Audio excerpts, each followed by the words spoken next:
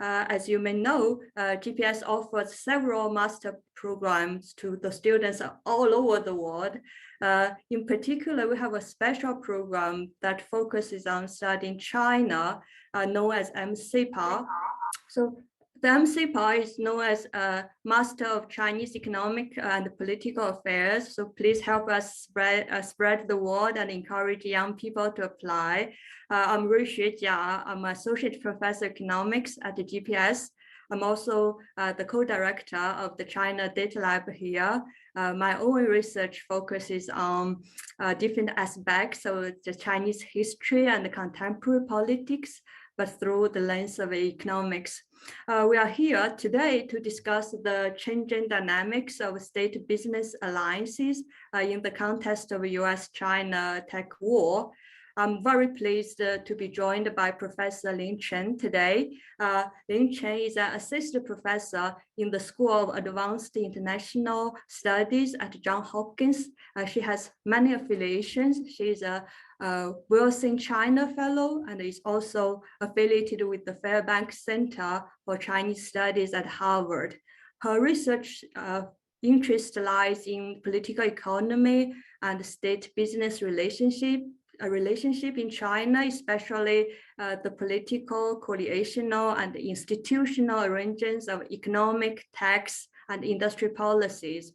Her first book, Manipulating Globalization, was published by Stanford University Press in 2018 and has been very well received. The book explores the political roots of government-business coalitions and economic policy implementation in China.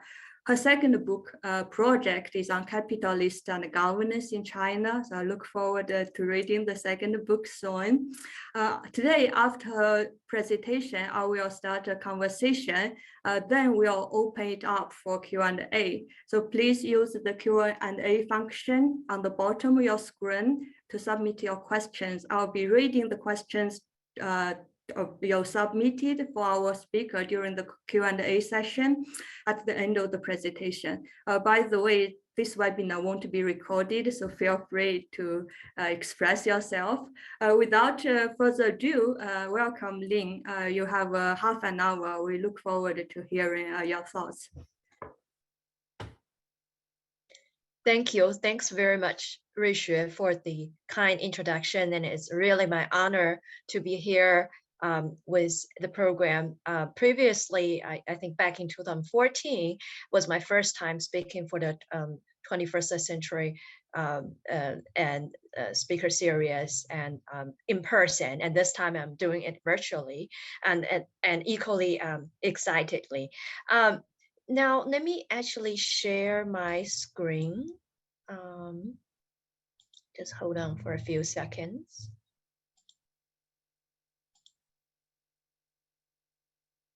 I'm trying to do okay. And then, okay, there we go. So let me start by saying that I'm sharing a very early stage project with my co-author, Miles Evers from University of Connecticut. And this is also the first time I present this project. Any comments, questions, and welcome. Are welcome, and I also wanted to hear your suggestion about moving forward with this project. So the key question we ask is how the big power transition in the world affects state-business relations. And to answer this question, we actually find that traditionally people don't study the question in that angle because traditional IR literature and statecraft literature or weaponization or sanctions literature typically assume that there is state control of business, either through the sovereignty or through other means.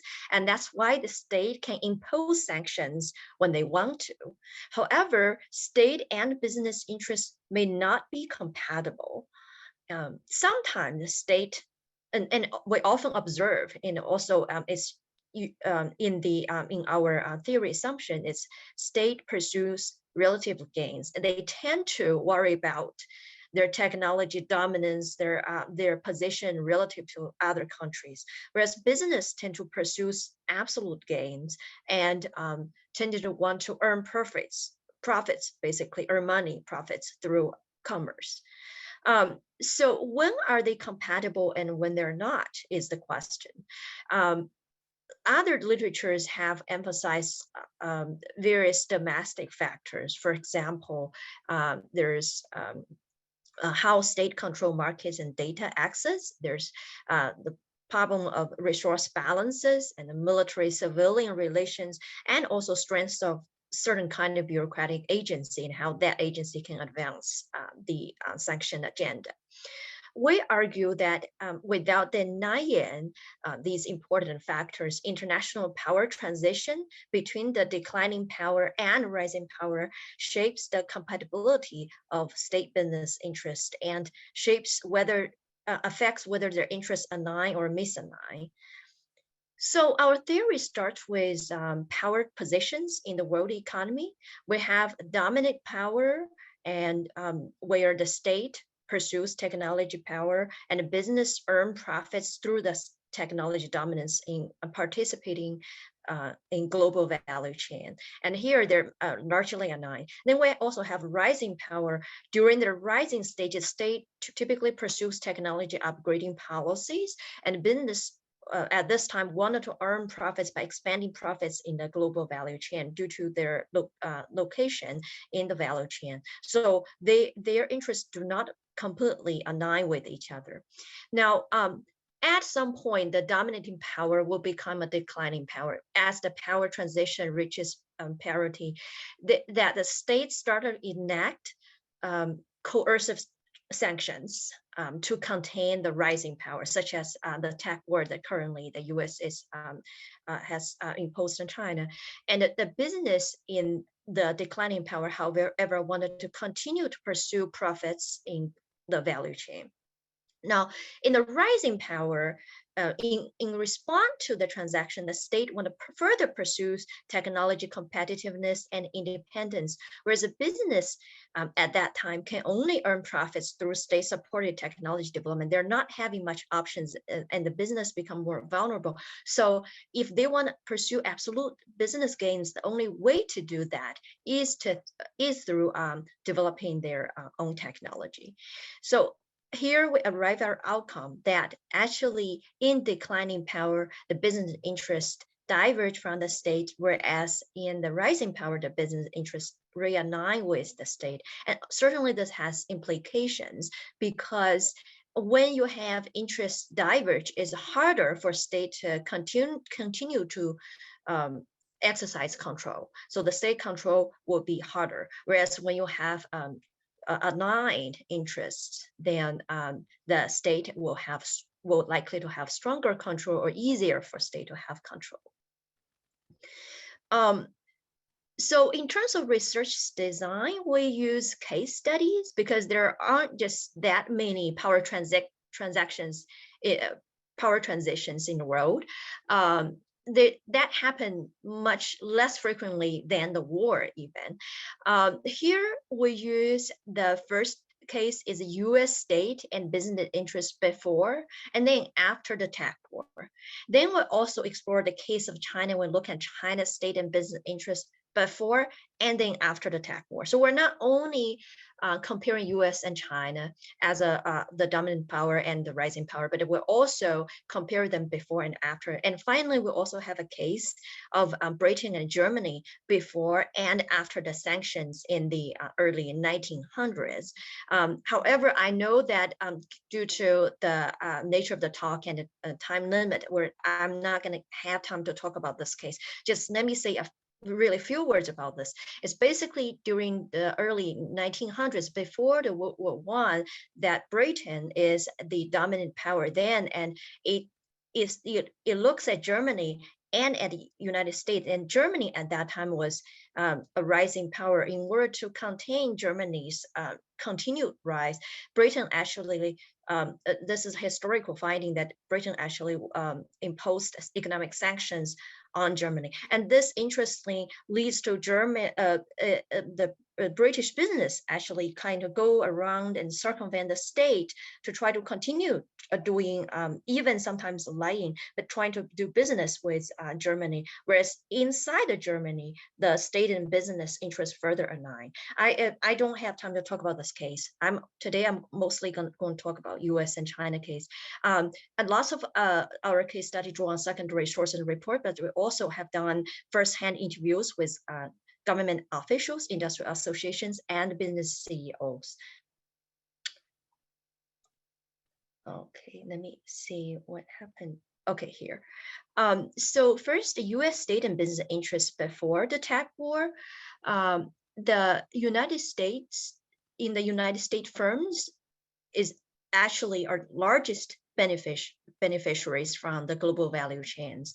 They have this approach of reaping profits through technology. During almost the entire time since the rise of global value chain and hardware technology in the 1990s, all the way till pretty much before the tech war, United States firms choose to specialize and invested in R&D rather than carrying out everything by themselves, or rather than diversify all the functions and integrate everything inside their house.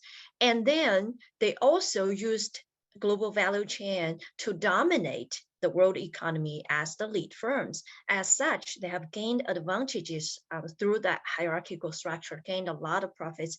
Can say that Apple, for example, in the most recent years, the iPhone sales are less than 20% in terms of unit, but then they earn more than 90% of the profits. And that's the typical US model. Now, the United States, the state view at that time, or during that long period, is that technology innovation are crucial to state power and to US domination in the world. So there's almost an unchallenged bipartisan view of technology as driver of economic success. There also are technology policies active since the World War II, as each year United States assigned allocated around $70 to $150 billion of government spending on R&D. Now, this share, of course, is gradually declining since World War II in terms of percentage of share, because the business share in R&D are quickly rising. But there is an implicit division of labor where the federal government spending are mostly a lot of time on defense and the military and public health and environment and energy. So have some public nature, was business R&D are mostly in and product, right? Product innovation. But the former also has substantial spillover effects into the later. And for this, for the global value chain, I will detail later when I go to the China part. So therefore, the state business interests actually largely aligned during this period. Now, the rise of China as a competing power and the promotion of technology firms by the Chinese state, and we all know all the have heard those programs, have increased the level of threat perception from the U.S. state. So in 2012, actually, that's before the tech war, the publication of a congressional reports on Huawei and ZTE marked an especially sharp term from the U.S. government, because before that, it's not really, the concern was different. And even you sometimes even see reports of former Bush administration officials actually join in a consulting firm that advise Huawei how to access and get into the U.S. market. So really, I would say 2012 is the turning point. Anyway, so after that, the U.S. leverages higher position in the hierarchical production chain and launched the tech war. There are two rounds of export bans. The first is in 2019, where American hardware and EDA software have to should stop exporting to firms on the entity list.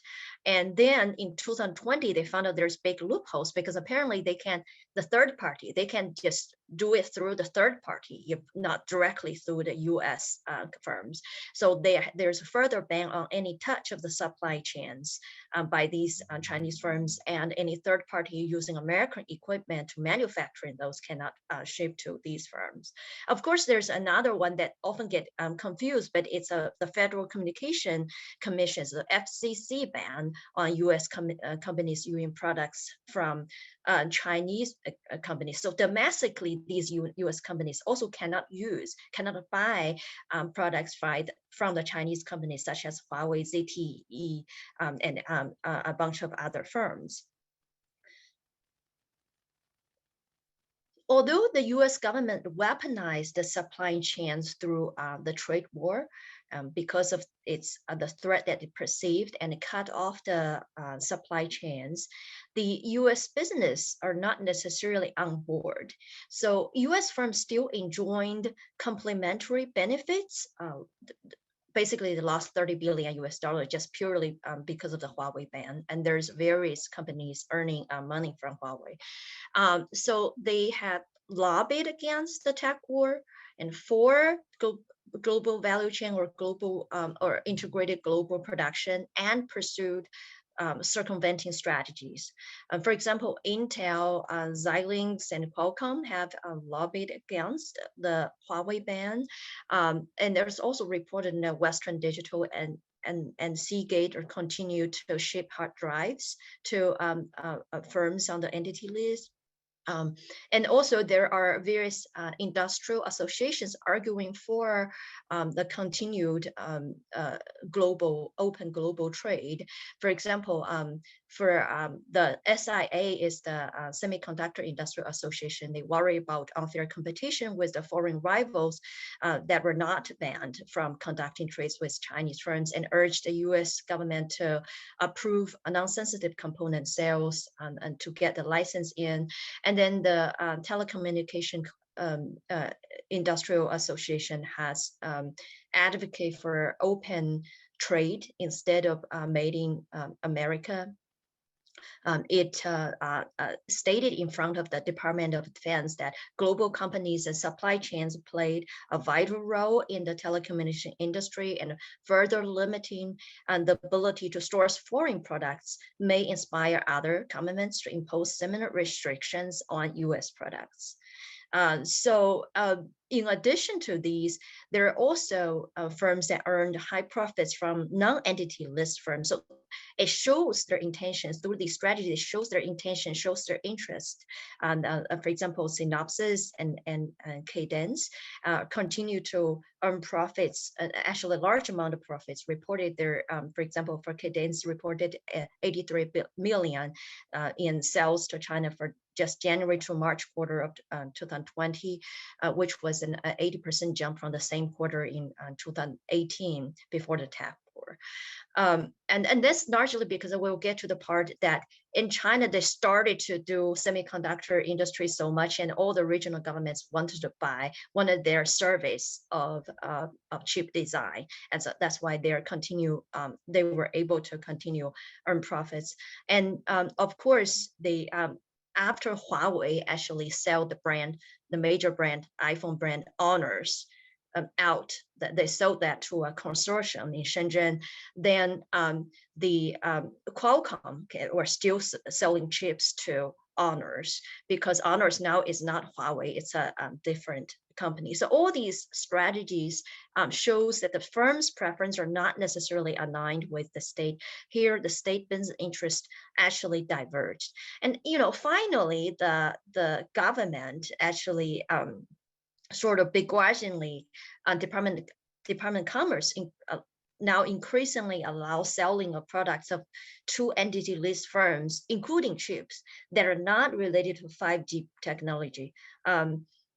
This is to say that if you can show that you're not related to 5G technology, then that's fine. You can sell those even to entity list. And of course, this is not to mention that not necessarily the U.S. business are not on board, but also like for foreign firms, for example, Taiwan TSMC from Taiwan, whether they're on board. For example, South Korean firms, there's 4 big South Korean firms recently were just asked by US government to build a semiconductor manufacturing and fabrication inside the US. And in return, they lobbied that if we're gonna do this, then we're gonna get license to sell our business, to sell our products to the Chinese firms on the entity list. So it's, of course, and this is not the focus of our paper, but when coming to foreign firms, that's harder, even harder to actually control the firm behavior. Now, coming to the Chinese state and business interest prior to the tech war, there's well-known, there was relatively well-known Chinese state ambition of trying to conduct vertical technology upgrading, which means that they want the Chinese firms to move up the value chain. For example, early in 2006, there's an indigenous innovation initiative proposed. And then after that, 2014, Made in China 2025 initiative proposed.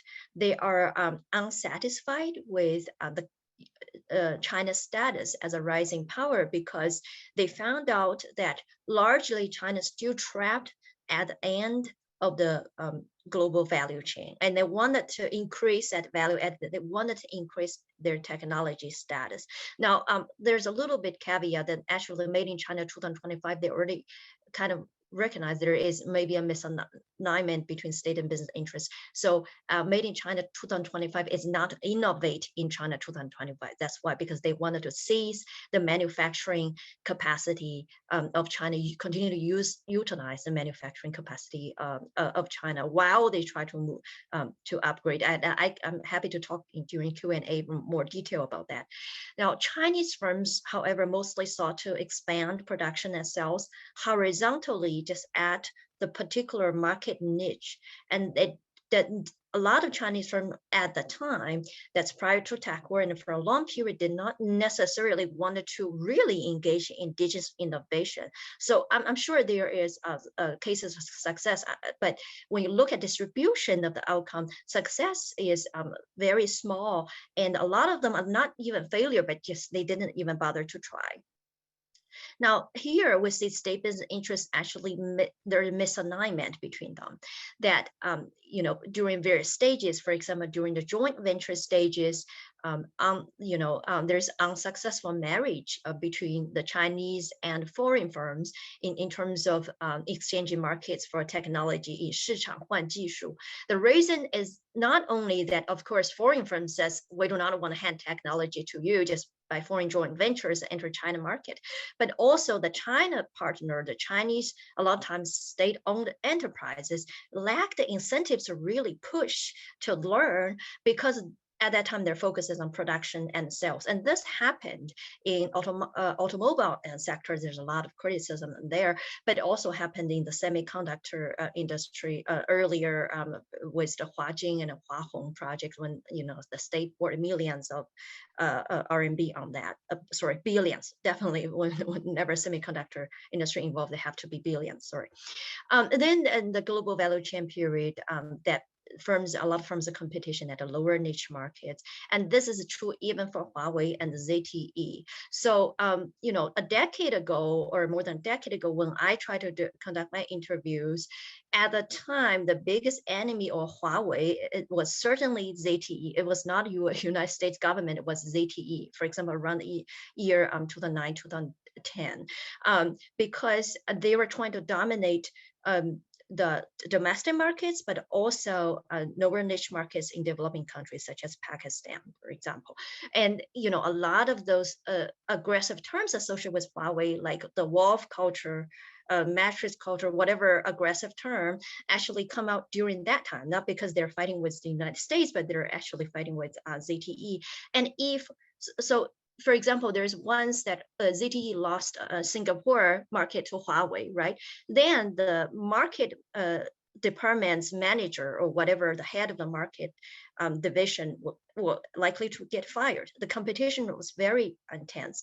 And because of that, it's also, this is just for Huawei and ZTE, you can imagine a lot of firms, medium-sized firms and smaller sized firms and other firms. So it's hard to actually implement some of the upgrading initiatives. I heard bureaucrats complaining to me that they feel like sometimes they're trying to go to hunt down those firms, go to catch those firms and tell those firm managers, you need to apply for patents, you need to upgrade or things like that. There's a lot of story on that, partly because there's a misalignment. And I've read other literature too that discover there's actually misalignment in terms of interest. So contrary to a lot of image that Chinese firms have always been a political tools of the Chinese party state, it's actually a lot of times not necessarily the case, and that they also have their own interest. And this is not to mention that inside a firm, inside a company, there also the division that sort of struggle with each other. Of course, R&D department always wanted to do a more R&D, but there are also the general shareholders and also the management, the board sometimes argue against it because they are in favor of more just expansion at horizontally. So to understand slightly better about this, let me quickly show this map of this figure that there is this global value chains in electronics IT for a long time. At least in electronics IT, it's true that there is misleading assumption that the distribution power among different stages of production become more equal. As the world become more integrated, as there is more modularization of the value chain, right? But actually it's quite hierarchical, especially for tech industries. The higher the position a firm occupies in the value chain, the higher the value associated with its activities and higher the profit margins and more proprietary knowledge. And then also the higher the barriers of entrance and less competitors. Also, it means that the firms, such as the United States firms, will gain more bargaining power and they has more bargaining power over price and profit margins compared to firms at other levels. And the upper level firms, while reaping all these benefits, of course, did not have incentives to give away technology to the lower level firms. And the lower level firms, the dynamic is if they move upward, they will be directly competing with their own customers. Here you can see that a lot of China firms are doing manufacturing assembly, that they move upward. A lot of times here, the turnkey suppliers are Taiwan, Singapore, and other Asian firms. Then those firms at upstream, actually their customers, those are the ones that they're buyers. So they would offend their customers. They mentioned this in the interviews, and which is also convinced by other records. And that's the case. And they're afraid that they're not going to make them happy. As such, your U.S. firm that seeks to outsource production activities down the value chain is much easier than a China firm wanted to move upward, upgrade along the value chain. That's why a lot of firms at that time lacks incentives. Now, after the launch of the tech war, of course, the Chinese state and business interests have changed, and the tech war kind of fundamentally reshuffled the global supply chain. The Chinese state are galvanized or propelled to promote technology nationalism. So it's not just technology competitiveness, but also self-sufficiency. They started to refocus on core crucial technology in hardware. There's 29 billion, just initially 29 billion US dollars for semiconductor industry fund. And then also China established the nationwide system of 举国体制 in terms of science and technology. You can see their 14th five-year plans written very clearly. Sorry about, there's a little typo, but basically vertically and horizontally, the system work in a way that includes a lot of innovation units. Vertically, there's the system run from the central government to provincial government to city government, right? And there are all kinds of high tax zones, and they're giving firm evaluation and see which are the firms that mostly they're trying to support firms, encourage firms to conduct science and technology innovation. Horizontally, they also try to connect the research institutions and universities with these high-tech firms, incubators, and high-tech parks. And also there's a tier system. So it's not just every firm, are like Huawei or like stars, right? So there are also tier systems that there are firms that are called gazelles that are smaller but have already passed their first risky period and doing normal business as high-tech startups. There are unicorns that are valued at least 1 billion. Their market value have to be at least valued $1 billion US. So there's various systems established because this is definitely has a sense of urgency. And President Xi has, I remember was in October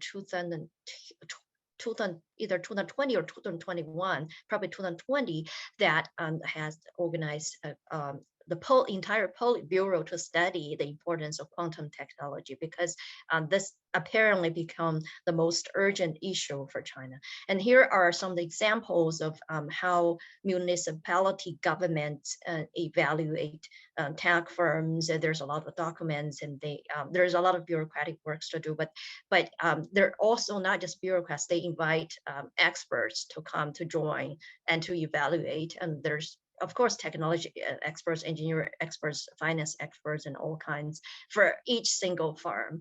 And then the firms present their projects in front of them. So as mentioned, Bob, prior to the US-China tech war, competition between the Huawei and ZTE was really fierce. Yet in face of bigger challenge from the United States, overcoming the technology bottlenecks, or what we call the Chokepoint Technology, rather than fighting with each other, became the priority.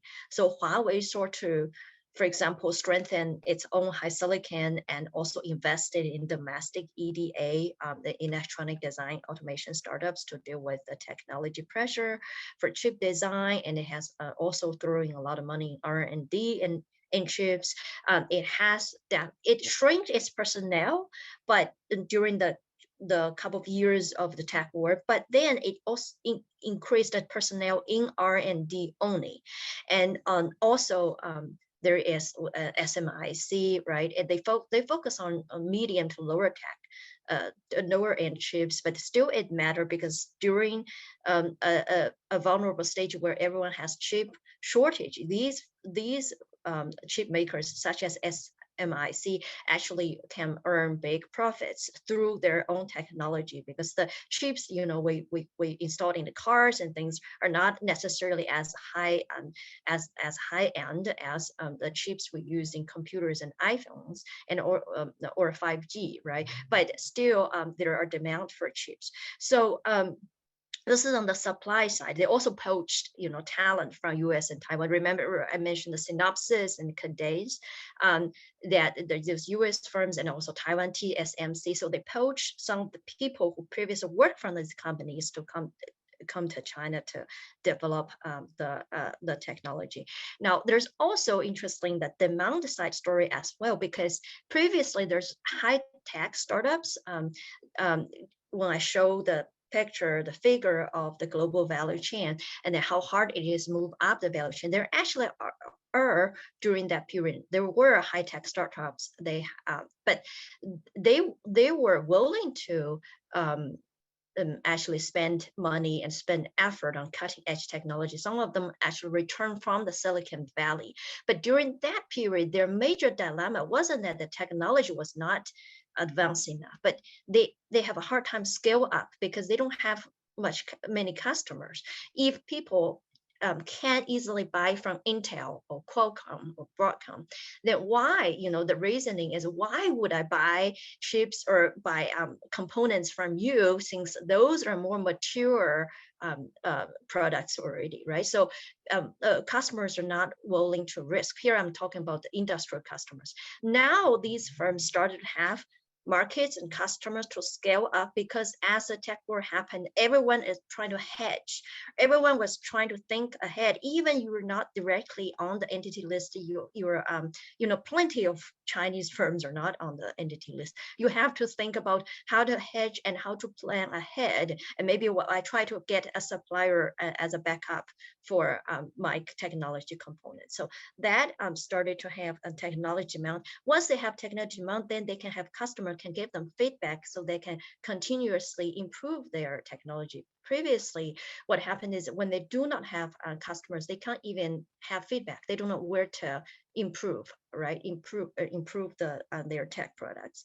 Now, here we see that more state business interests realign with each other, that they seem to be wanting to move in the same direction largely. And here, the state supports are indeed needed during a vulnerable period of time. So I wanted to conclude here, as I saw that time is up, that the distribution of power in the world economy and power transition can shape domestic interest alignment, and we should pay attention to this dimension. And also we need a dynamic theory to understand the evolving relationship between state and business. So it's not always in state and business they're always tightly needed together, or that they actually diverge and pursue different interests. They also vary over time. I want to give some caveat, that is that what I talked today and our theory mostly applies to short to midterm after the sanction or after tech war. It does not necessarily work for the very long term, because very long term, you never know what will happen. If, for example, if we are, if at some point Chinese firms are all as competitive as US firm in terms of semiconductor chips, then the US company then would feel really threatened, because previously they're not really feeling threatened. It's the US state that first of all felt threatened, right? When that happens, then the story might be different. Their interests might differ. I'm talking about US interests. However, by that point, maybe it's going to be too late, because by that time, China already have the capacity for semiconductor chips if they're doing as well as the US, and it directly competes with, let's say, Intel or Qualcomm and all these firms. Then that's a different story. And also we focus on hardware technology here, because as I mentioned somewhere else in some of my previous work, that hardware technology and online platform firms are different. If people's their question about, how about, Jingdong, Alibaba, then that's a completely different story. Then requires to write a completely different paper. So I will stop here, and I look forward to your questions and comments. Thank you. Thanks a lot for this thought-provoking talk. So for the audience, please type your questions in the Q&A, and I will transfer some of them to Ling. So maybe I just start the conversation. I found this is very interesting, and certainly it's not the way I thought about it. So I really like your talk, but I'll just clarify your interpretation. Some, is it reasonable to say that, oh, actually this is the good news for China, because the interest between the business and the state becomes more aligned? I certainly didn't have this impression while talking with the business people, and they were, I wonder, this depends on your definition of alignment. In fact, perhaps the tech business people still prefer a counterfactual without the tech war, but because they are cut off from the external market, they have to compete for the subsidy from the state, for instance. this is not their ideal, the preferred option. They just forced to this having this option. I'm not sure that's called alignment, which sounds like good news. Now it's finally our interest gets aligned, and so just is that your interpretation, or could you develop that a bit more?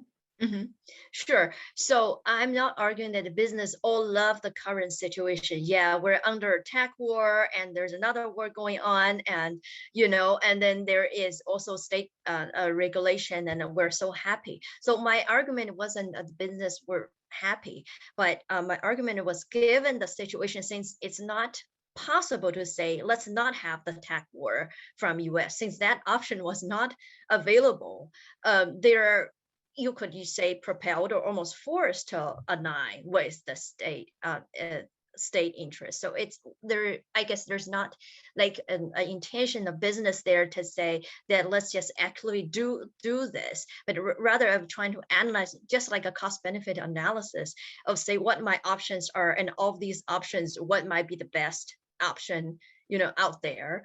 I guess if they were to have a choice, probably the best option is still that there's not a tech war, right? There is just, where everyone is integrated in this global supply chain and just business as usual. Probably that, and maybe there's not a deterioration of US-China relationship. So maybe that's their preference if they were going to have a lot of free choice. So I guess, yeah, I have to think about this thing of alignment, because ultimately, the dependent variable actually is how easy for state to have state control. I just didn't fully develop it here. So I have to think about whether it's really talking about it's easier for state to have state control, or whether it's alignment in sense of this, business self-willingly align with the state. Certainly, I don't think it's a self-willingly. There is certain kind of factors that push them to do that. Yeah, we have many questions, so let me just pick a few of them. So from great, it's great. So the first question is from Perry Bloom. So does your research design focus exclusive on the tech sector? I think the answer is yes, but why aren't other sectors like energy subject to the same type of conclusion? Thanks. Yes, it focuses on the tech sector, especially the hardware tech. The energy sector, I mean, it's always good to have broader generalization of one's theory, but A, is because I'm really not an expert on energy sector, and B, I was thinking that as far as my knowledge goes, the energy sector, their China's manufacturing capability, even though manufacturing is still treated as somewhere like at the lower end of value chain, China's kind of formidable manufacturing capability actually was not. So basically, I was wondering if in the energy sector, there's still the same kind of power asymmetry as I observe in the hardware tech sector. Basically, to put it, there may be more equal structure. Maybe, I do not know, because seems like the manufacturing capability are bringing a lot more value, just to me, more value or more importance to the energy sector. Let me just put in there. If that is the case, then the way that whether the dynamics still play out might be different. Yeah, another question is ask you to elaborate on the aims of the state, the objective functions of the two states, because you said, it's not, in the short talk, it's not very clear why does US would hurt its firms, for instance, by sanctioning China. So in your framework, how do you think about the aims of the two states? The aim of the two states, the US wanted to, so if I understand the question right, sorry, I was also trying to browse the question. Hopefully I understand the question right. Yeah, that's the last, the second to last question. Yeah. The objectives of the two governments. Okay. Okay, yeah, so our assumption is in this sort of IR-oriented paper, our assumption is the government maximize relative gain in terms of it's a relatively dominant role in the world compared to other countries, whereas business tend to maximize absolute gains. So one is care about relative gains, and one care about absolute gain, like short-term profits and things like that. The government, for example, why would the U.S. government trying to launch the tech war is to counteract the rise of China in this case, and because the power parity has reached a certain level that the United States government perceive there is a threat from the Chinese government that it challenges U.S. dominating role as a hegemon. That's why so the assumption is that's why following that assumption, that's why it will launch the tech war. Of course, the government has a lot of domestic function too, like welfare, maximizing welfare, maximizing legitimacy. Those are function too, but we're more like concerned about the second image reversed literature, like how the relative position in the world drives government's interests. Okay, so I'll ask a question from our colleague Ruixue. He said, so the export from China that directly compete with the US made tech products is still relatively modest. Do you have some measurement of the share of Chinese export to the US that competes with the top US tech firms, however it's defined? Also, left to the market forces, Chinese firms won't pursue these bottleneck areas since they are not very profitable, right?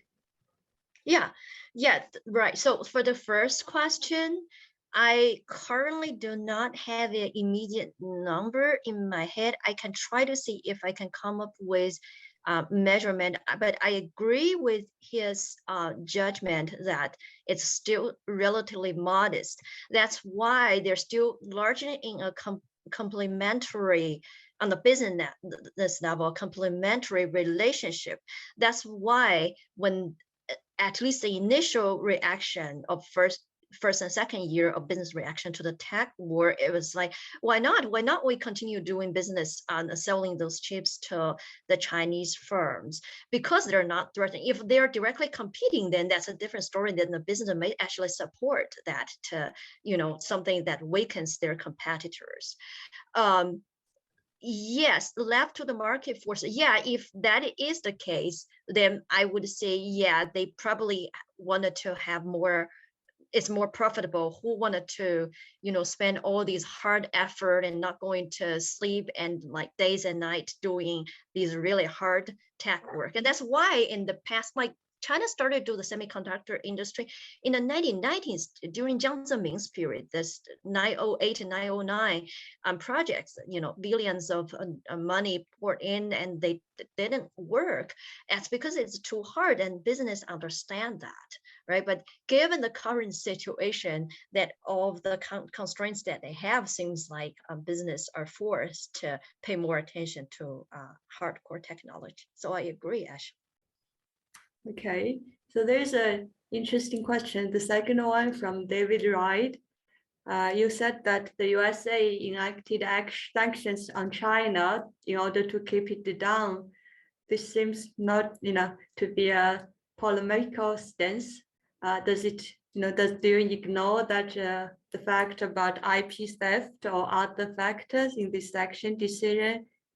Mm-hmm. Yes. So yeah, I agree that I mostly deal with the competition with economic competition, technology competition, that I didn't deal with the security concerns. Actually, in this case, the security concern wasn't just IP theft. The IP theft happened, concern about IP theft is a long time ago, was, even in the 1990s and 2000s. It's also about the worry to keep the some of the Huawei and ZTE, because they have concern about security concerns, about surveillance, basically their surveillance. Now the IP theft has always been there, so it's not necessarily a new thing that just occurred in the tech war. So I was trying to think, what is the thing that actually occurred it wasn't the case that before the tech war, there's not an IP theft concern, and after that, right? So that's why I was trying to stress that I think it's because it reached a point that the threat perception is strong enough for the state to contain the China's competition, basically. That's the reason. And actually, as of today, I didn't see any good answer about why in 2012 they started to have congressional reports and started to do so, whereas before that, there are there seems to be less alert or less threat perception. And so the turning point around, somewhere between 2010 to 2012 is actually interesting, and I still wasn't sure. So, but I would say that from a larger, like, power transition point, that's when things started to happen. And also, when you remember, there's not just a tech war, there's also trade war. I didn't get a chance to talk about trade war, and trade war itself is certainly not that itself is not IP theft. It's also about the rise of China and the manipulation of the international rules. Cool. We are running out of time, but just the last question, like someone asked about Japan, asked whether your argument about rising power and misalignment of business and the state is kind of a specific to large countries. And Lu Tulan pointed out in Japan that in the rising of Japan, there seems to be no such misalignment. How do you think about this issue? Okay. Oh, first of all, I don't treat Japan as a small country. Japan is still, like, relatively speaking, I mean, smaller than US and China, but I still treat Japan as an important country. Yeah,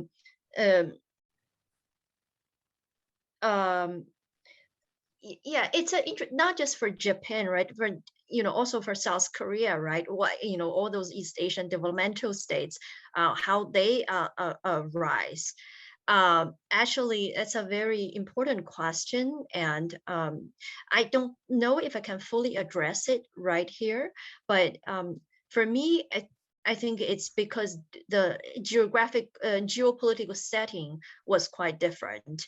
That there is also different level of threat perception. So during the rise of some of these East Asian countries, there is, for example, in Japan, this rich army, rich country, strong army, right? That kind of concern that we have to build that, or South Koreans rise, that we have to, we are actually under stress that we have to develop like that, because the US aid is going to run out, and then we have a North Korea that's standing right there, and the perception that it's so important to consistently promote and to focus on developing these important high-tech areas, high-tech sectors are different. I would say the perception and also the institutional setting of these developmental states are different from what China is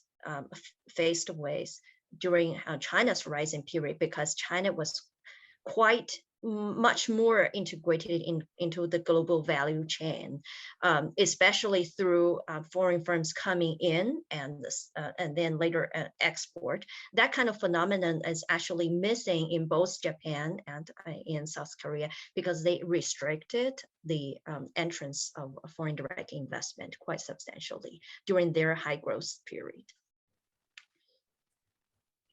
Yeah, cool. I think we still have we have so many interesting questions. So let me just pick the lucky one. There's so many fascinating things. But well, one question is asking, so with the alignment you claimed between the Chinese forms and the Chinese state, doesn't that make Chinese forms even more difficult to expand globally?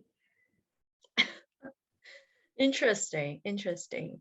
Whether Chinese firms can expand globally is, partly I think right now some of the government support can help because that's what they have, because Chinese firms are very vulnerable, right? So that can help. But I think whether the Chinese firm can expand globally is a different question, because then that it also has to do with how bad the global, for example, US-China relation is, how distorted we are in a period that probably those kind of international factors dominate some of the domestic factors. If Chinese firm, for example, cannot be even listed in the New York market, right? If Chinese firms cannot even do business or doing outward investment normally, then I would say some of the international factors would come to play more than domestic factor for this particular question. Cool. Thanks a lot, Ling, for your great talk. Before I close this event, I want to remind you about a couple of events coming up. Welcome to joining this very fascinating public talks. And I look forward to seeing you next time. So thank you for being with us today, and see you in the future. And please sign up with our mail list. Thanks again, Ling. Take care. Thanks, Ruixue, and thanks everyone. Take care.